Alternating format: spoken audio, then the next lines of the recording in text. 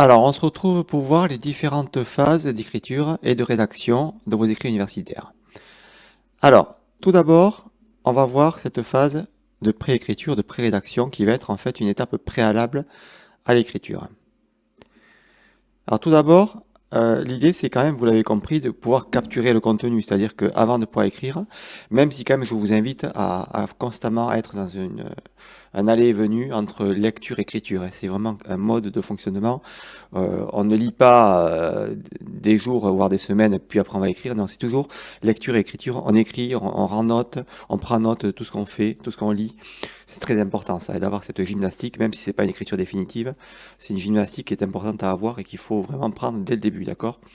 Mais dans le sens que vous allez capturer le contenu aussi avec des fiches d'annotation. Je vous ai mis je vous l'ai déjà mis, je crois, dans une séquence précédente, en tout cas, une fiche d'annotation, par exemple, lorsqu'on lit un article, comment on le lit, qu'est-ce qu'on va retenir, d'accord, la problématique, ensuite la méthode, qu'est-ce qui est important, qu'est-ce que les auteurs ont voulu montrer. En tout cas, je vous ai mis des pistes de réflexion, à vous à l'adapter, bien sûr, hein, à vous à la remplir si vous souhaitez le faire. Et je vous ai également mis, vous l'avez vu peut-être, un fichier Excel pour pouvoir croiser vos données. C'est-à-dire que vous allez répéter les mêmes choses que sur le fichier Word, mais après, vous allez pouvoir comparer vos données avec toutes les études croisées comme ça, d'accord? Comme ça, vous pouvez comparer les méthodes et tout ça. Donc c'est en ça qu'il faut vraiment utiliser et capturer le contenu de tout ce que vous lisez, d'accord? Ça, c'est vraiment une étape préalable. Aussi, vous allez essayer de capturer la structure, parce que vous allez développer un modèle. Donc vous allez devoir un petit peu voir un petit peu quelle est la bonne structure à adopter. Ok? Pourquoi? Parce que s'il n'y a pas de modèle, vous ne pouvez pas vraiment prendre quoi que ce soit en note, ni lire, vous devez avoir une structure sous-jacente, d'accord? Aussi, vous allez capturer le style. Le but, c'est de vous inspirer des meilleurs. Peut-être vous lisez des choses parfois, vous dites ah c'est pas écrit de manière terrible. Ou par contre là, waouh, je ne sais pas si je pourrais aussi bien écrire, aussi bien rédiger. Donc inspirez-vous des bonnes pratiques. Écrivez-vous peut-être des phrases qui vous sont pertinentes, que vous aimeriez réutiliser, mais qui ne seraient pas du plagiat bien sûr. Mais en tout cas, avoir des formules, des styles, vous voyez, qui vous plaisent en vous disant ça c'est pertinent, je vais le réutiliser. Donc inspirez-vous des modèles, lisez de bons articles, voilà, inspirez-vous de bonnes choses et reprenez l'existant, d'accord? Partez sur une base, on part jamais de zéro, d'accord? Le but est toujours de vous inspirer de ce qui marche et ce qui fonctionne, d'accord? Après, je vous invite à réaliser aussi une matrice. Alors, c'est ce dont je vous parlais. La matrice, c'est le fichier Excel, vous voyez, de rapporter les métadonnées que vous avez prises, en fait, la méthode, la problématique de recherche, les implications de recherche future, tout ça, et après de croiser ces données dans une matrice ou Excel pour pouvoir après faire une lecture critique, parce qu'on ne peut faire une lecture critique qu'en comparant les études entre elles, d'accord? Il faut vraiment éviter d'être descriptif. Moi, c'est ce que je reproche, c'est que je vois beaucoup trop de revues de la littérature qui sont trop descriptives. Les étudiants disent en telle année il y a eu ça, puis en telle année il y a eu ça, mais il n'y a pas de lien entre les études, d'accord? On ne compare pas. Donc c'est pas une revue critique de la littérature. Une revue critique, c'est là où on va comparer les auteurs. Un certain groupe d'auteurs se sont opposés à tel autre groupe d'auteurs, vous voyez? C'est comme ça vraiment une revue critique de la littérature. Et ça je vous l'ai montré quand même, hein. Donc, essayez de remplir par ce fichier Excel. En tout cas, inspirez-vous de ce fichier Excel pour croiser les données et vous faire une vraie matrice de revue de la littérature qui puisse être critique, que vous puissiez comparer quelles étaient les méthodes dans toutes les études. Est-ce qu'elles étaient communes ou différentes, vous voyez? C'est important. Donc ça, c'est une étape de préécriture, en tout cas, de préécriture de votre vraie rédaction. Mais vous devez quand même prendre note, hein. Quand je parle d'écriture, il y a une préécriture et une écriture, d'accord? Ça, vous l'avez bien compris, hein. Ensuite, ce que vous allez faire, c'est que vous allez passer à une étape de brouillon. Alors là, on est vraiment dans le premier jet, d'accord? C'est l'étape de brouillon, ok? Alors là, il va falloir vous poser la question, mais qui est votre audience? À qui vous voulez écrire? À qui est destinée votre écriture, d'accord? Donc vous allez adapter, bien sûr. On n'écrit pas un copain comme on écrit un reviewer, d'accord? Bien évidemment. Donc vous devez adapter votre style et aussi vous dire à qui j'écris, quel est le message que je veux faire passer, quelle est l'audience, hein? On n'écrit pas non plus pareil quand on s'adresse à une revue internationale anglaise que par exemple quand on écrit pour un journal professionnel, d'accord? Même si l'écriture sera quand même conforme, elle ne sera pas académique, vous voyez. On ne s'adresse pas pareil à des professionnels d'un métier, par exemple. Par exemple, en psychologie, le journal des psychologues, d'accord, c'est pas la même chose, ou Psychologie Magazine, qu'une revue internationale anglaise QR en psychologie, d'accord? Donc, voyez l'audience à qui vous voulez parler, quel message vous voulez transmettre, et adaptez bien sûr votre écriture, votre ton par rapport à ça, hein. Ça, c'est important. Aussi, n'hésitez pas à parler de votre recherche, d'accord? Essayez de jeter sur votre brouillon peut-être, qu'est-ce que ça vous évoque, qu'est-ce que vous voulez montrer, quelle est votre idée, d'accord? Dans ce sens que vous devez vraiment écrire sur votre recherche quelles sont vos idées préalables, d'accord? Mais sans, bien sûr, sans vous brider dès le départ, d'accord? Également, n'hésitez pas à parler de votre recherche aussi autour de vous. Qu'est-ce que les gens en pensent? Et des feedbacks, hein, je vais y revenir, mais c'est important d'avoir de vrais feedbacks, à la fois de vos encadrants, mais aussi de personnes naïves, qui ne sont pas dans votre domaine, mais qui pourraient aussi vous faire un retour en disant, mais ça tu l'expliques mal, je n'ai pas compris où tu vas en venir. C'est très important de vulgariser, de mettre à la portée de ce que vous voulez dire, d'accord? Alors, ensuite, ce qui est important aussi, c'est adapter une structure, d'accord? Vous devez, bien sûr, adopter une... Bien sûr, cette structure va être modifiée par la suite, mais rappelez-vous, je vous ai dit, vous devez avoir un plan, une attache, en tout cas un outline, pour pouvoir accrocher vos idées, d'accord? Et ça, vous pouvez aussi le faire avec une carte mentale, comme je vous l'ai dit, hein. N'hésitez pas à utiliser carte mentale si ça vous va, ou alors, finalement, vous pouvez aussi faire l'outline, d'accord, très linéaire, avec un grand point, après des petits sous-points, après un grand point et encore 3 sous-points, d'accord? L'outline linéaire, ou alors plutôt la carte mentale, si vous êtes un peu plus cerveau droit, un peu plus imaginatif, dans le sens où vous n'avez pas besoin quand même d'organiser toutes vos idées, mais vous pouvez les avoir au début un peu pêle-mêle, mais après pour mieux les organiser, mieux les structurer, c'est un petit peu cette idée-là. À vous à trouver votre organisation, d'accord? Fonctionnez avec un outline très linéaire, si vous avez toujours fonctionné comme ça, avec une structure très hiérarchique, ou alors avec un outline un peu sous une mind map, d'accord, où vous allez modifier les branches au fur et à mesure et réorganiser vos idées, d'accord? Libre à vous en tout cas. Également, je vous invite à écrire, et là c'est vraiment l'idée du brouillon, vous l'avez bien compris, l'idée du brouillon c'est d'écrire librement, sans vous brider, d'accord, sans vous aller voir la grammaire, le style, est-ce que c'est la bonne phrase, est-ce que c'est le bon synonyme, est-ce que je dois changer en mettant un synonyme pour pas répéter le même mot, vous voyez, ne vous bridez pas et écrivez librement, et après vous passerez dans un mode plus révision, édition, d'accord, mais dans un mode brouillon, écrivez librement, d'accord? N'allez pas vous brider. C'est comme ça que jaillissent les idées. C'est pour ça que je vous ai donné aussi une idée parfois de pouvoir parler à un micro au lieu d'écrire au départ, d'accord? Pour jeter ses premières idées. Quand on est un peu devant une feuille blanche, on ne sait pas très bien comment démarrer, comment partir. Vous pouvez, en tout cas, c'est l'idée des brouillons, c'est que vous pouvez écrire et rayer tout ce que vous voulez, d'accord? C'est pour ça que c'est le sens de ne pas se brider, ne pas se retenir. Écrire tout ce qu'on veut et après on supprimera et on gardera ce qu'on a vraiment besoin, d'accord? Vous avez compris cette idée-là, hein, d'accord? Donc, ne vous centrez pas sur la structure, la grammaire, la ponctuation et les séquences logiques. Vous verrez tout ça après, ok? Alors après, bien sûr, il y a cette étape de révision, hein, qui est importante, qui va venir juste après l'étape de brouillon. Alors, je vous invite après, dans ce début de phase de révision, à peut-être faire un triage, tout ce que vous avez vu. Vous voyez, vous avez votre brouillon, tout est un petit peu pêle-mêle, vos idées. Vous allez faire un premier triage pour voir ce que vous allez retenir et ce que vous allez élaguer complètement, d'accord? Mais voilà, ne faites pas un tri trop rapide quand même. Gardez vos idées toujours, mais faites un premier triage, d'accord, de vos idées. Après, vous allez commencer à voir un petit peu votre organisation et voir si elle est défectueuse. Est-ce que vos phrases manquent de clarté? Est-ce qu'il y a des utilisations qui sont inappropriées de la langue peut-être? Mauvaise grammaire, même si après quand même vous allez revoir la grammaire bien sûr, hein. Mais commencez à voir une première organisation défectueuse. Qu'est-ce qui ne va pas dans vos premiers écrits, dans vos premiers jets, dans vos brouillons? Qu'est-ce qui ne va pas, d'accord? Ensuite, vous allez commencer à utiliser les paragraphes. Pourquoi? Parce que le paragraphe, c'est vraiment l'unité de bloc, hein, dans vos écrits universitaires. On fonctionne par paragraphe. Et en principe, on recommande toujours d'avoir une idée, d'accord, dans un paragraphe. C'est pas la peine de noyer le lecteur. Ayez toujours une idée. Par contre, vous pouvez avoir peut-être plusieurs argumentations. Vous avez une idée principale, mais vous allez argumenter par une ou deux argumentations avec des exemples, d'accord? Mais ça, c'est important. Et un paragraphe, il a souvent une transition, parce il faut bien sûr dans chaque paragraphe, il faut que vous ayez une transition, une logique. Donc il y a toujours un mot de transition, d'accord, une séquence de transition. Ensuite, il y a l'idée clé plus le développement de l'idée, d'accord. C'est ça l'unité de paragraphe. Et c'est vraiment ça que vous devez retenir, cette idée de construire des paragraphes qui soient cohérents et qu'après vous allez agencer, bien sûr, replacer dans le bon contexte et suivant la bonne structure si elle est amenée à bouger, bien sûr, hein. Ça, c'est important, cette idée de paragraphe.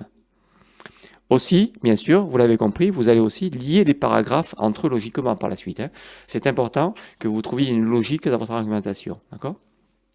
Alors, il y a certains éditeurs qui recommandent, principalement quand on fait cette étape-là, de restructurer le paragraphe pour le refaire passer dans un outline. Ça, je le déconseille sincèrement.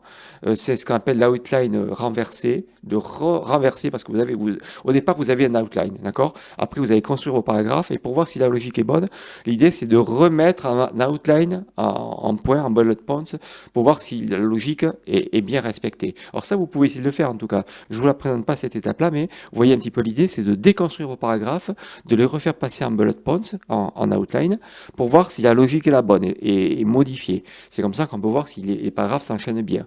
Mais vous pouvez le voir quand même logiquement en enchaînant vos paragraphes. Mais vous pouvez très bien aussi déconstruire vos paragraphes pour les repasser en outline, d'accord? Avec des bullet points, avec des points, pour voir chaque point, si c'est cohérent ou pas, et voir si c'est logique, d'accord? En tout cas, à vous de voir si vous souhaitez le faire, cette étape-là, mais vous pouvez très bien le faire en regardant l'enchaînement de vos paragraphes, sans les repasser en outline, d'accord? En tout cas, sachez que c'est une étape qui est tout à fait faisable, que certains font, mais qui est un petit peu plus longue, bien évidemment, vous l'avez compris, hein. Et ensuite, l'idée va être aussi d'utiliser la structure parallèle. Alors, la structure parallèle, je vous la présente. Je vous ai fait une vidéo dessus que j'avais tournée il y a quelques années déjà. Donc, je vous invite vraiment à voir cette vidéo juste après avoir vu cette séquence pédagogique. Vous irez voir comment on construit des phrases en parallèle justement pour mieux agencer les phrases. Et aussi, je vous apprendrai aussi à éviter ce qu'on appelle les nominalisations. D'accord? Il faut éviter les nominalisations et plutôt utiliser des verbes d'action. C'est comme ça qu'on arrive à trouver des phrases un peu plus actives, un peu plus prenantes, un peu plus engageantes pour le lecteur, d'accord? Et ça, vous le verrez dans la vidéo qui suivra, d'accord? Donc tout ça est en phase, hein. Ensuite, bien sûr, ce que vous allez faire, c'est que là, cette étape-là, vous allez aussi demander un feedback à vos encadrants. Alors, à votre encadrant, ou alors vous pouvez aussi faire relire à quelqu'un qui n'y connaît rien. C'est intéressant aussi d'avoir plusieurs feedbacks. Un feedback de quelqu'un, peut-être de votre père, un de vos amis qui fait votre doctorat dans la même discipline que vous, un feedback de votre encadrant, qui lui a aussi notre vidéo, et aussi un feedback peut-être de quelqu'un de votre famille qui n'y connaît rien et à qui vous faites lire ça peut-être, qui va vous dire là je n'ai pas compris, à vous à reformuler par la suite, vous voyez, parce que le but serait que vraiment il faut tout vraiment expliquer, il faudrait presque que votre grand-mère comprenne ce que vous avez écrit, d'accord? Sans que ce soit péjoratif, il faut toujours expliquer, définir ce qu'on fait, d'accord? Pour vous, c'est du jargon, parfois il faut éviter le jargonnage, hein. C'est très important, il faut toujours expliquer, définir ce que c'est, d'accord? Ne pas parler pour des spécialistes, il faut vraiment expliquer tout ce que vous faites, d'accord? En tout cas, je vous invite vraiment à obtenir des feedbacks et après en tenir compte ou pas, mais c'est très important d'avoir un nouveau regard sur ça, parce qu'on est myope de ce qu'on écrit, hein, d'accord? Au bout d'un moment, on n'en peut plus, on ne sait même plus, on n'arrive pas à voir, que quelqu'un va de suite voir le problème là où ça ne va pas, il vous fera un feedback qui est très utile, avant que les reviewers, avant que les réviseurs de votre article ne le fassent, d'accord? C'est ça qui est intéressant. Alors ensuite, il y a cette phase d'édition finalement, où là, vous allez éditer votre écrit pour le rendre encore plus fluide, hein. C'est le but, c'est de l'éditer vraiment dans une forme un peu plus aboutie, ok? Et aussi, vous allez changer certains mots, des expressions par plus court. Par exemple, vous allez vraiment réduire et vous allez mettre, par exemple, des mots, vous allez remplacer, par exemple, à l'absence de par sans. Le but, c'est vraiment de réduire aussi, de faire plus court, hein. Souvent, on utilise trop de mots et on se rend compte finalement que les Anglais sont beaucoup mieux que nous, meilleurs que nous. Pourquoi? Parce que si vous comparez entre une production anglaise et une production française, eux utilisent beaucoup moins de mots. Nous, en francophonie, on a tendance à faire du délayage. On écrit, on écrit, on écrit.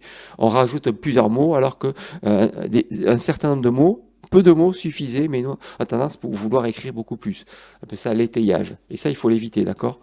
Simplifiez votre écriture, sujet, verbe, complément, et faites des phrases courtes. Par exemple, une phrase qui est trop longue, coupez-la en 2 ou en 3, d'accord?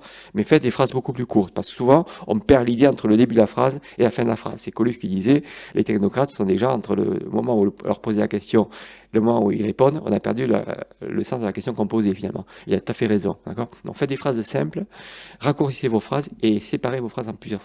Faites des petits tronçons de phrases, d'accord? Pour qu'elles soient beaucoup plus lisibles, d'accord? Imitez un peu les Anglais en tout cas. Également, ce que vous allez faire, c'est que vous allez vérifier les transitions et les changer.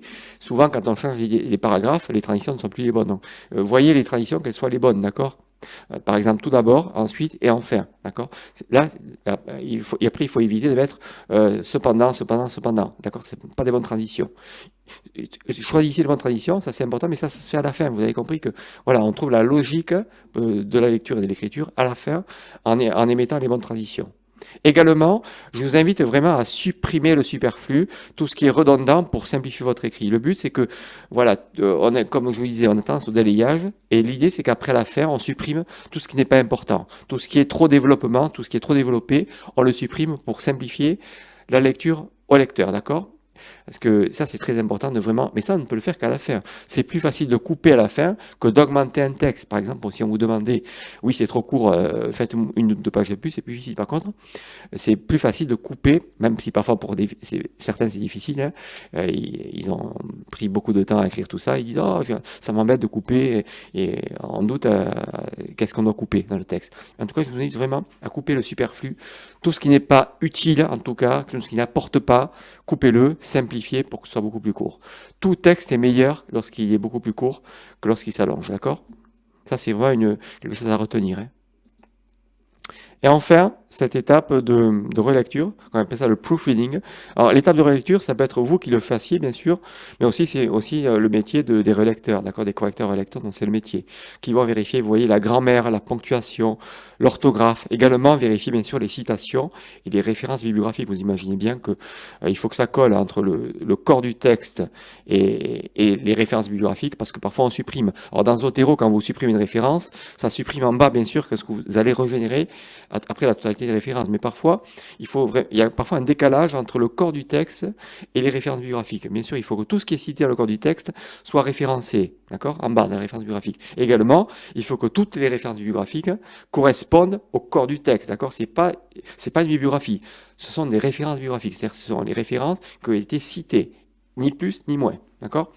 Donc attention à ça, et ça c'est un métier. Donc n'hésitez pas à faire appel à de vrais correcteurs relecteurs pour vraiment revoir votre article, le réviser en tout cas, alors qu'il soit spécialisé ou pas, mais en tout cas c'est vraiment une étape importante qu'on appelle le proofreading, la relecture, avant la soumission de votre article, de votre mémoire, de votre thèse, d'accord ? Voilà ce que je voulais vous dire en tout cas par rapport à tout ça. Et je vous ai fait une checklist. Sachez que je vous ai fait une checklist. Vous l'avez en bas dans la description. À la fois une checklist pour cette étape que je vous ai présentée juste avant, de correcteur de relecture, d'accord. Également, aussi, je vous ai fait une checklist, en tout cas, ce que vous devriez faire dans votre rédaction hebdomadaire. Une liste de contrôle, d'accord, de votre rédaction académique. Donc, je vous invite vraiment à le faire, en tout cas, voir si vous êtes sur les bons clous et à vous réadapter par rapport à ça. Donc, je vous invite vraiment à faire ces deux checklists en bas en exercice pour voir si vous êtes sur les bons rails et vous réadapter en conséquence par rapport à ça. Donc, vous le trouverez, vous trouverez ces deux fichiers PDF de checklist de contrôle. En bas, dans la description, ce sont deux fichiers PDF. Je vous invite vraiment à faire cette liste de contrôle et cette checklist. Voilà, j'en ai terminé pour cette séquence pédagogique. On se retrouve très vite. Merci beaucoup de votre attention et très très bonne continuation.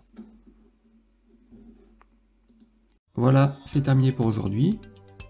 Je vous invite à liker la vidéo si vous l'avez appréciée et à vous abonner à cette chaîne en cliquant sur le bouton s'abonner. Je vous dis à très bientôt pour une nouvelle vidéo. Merci.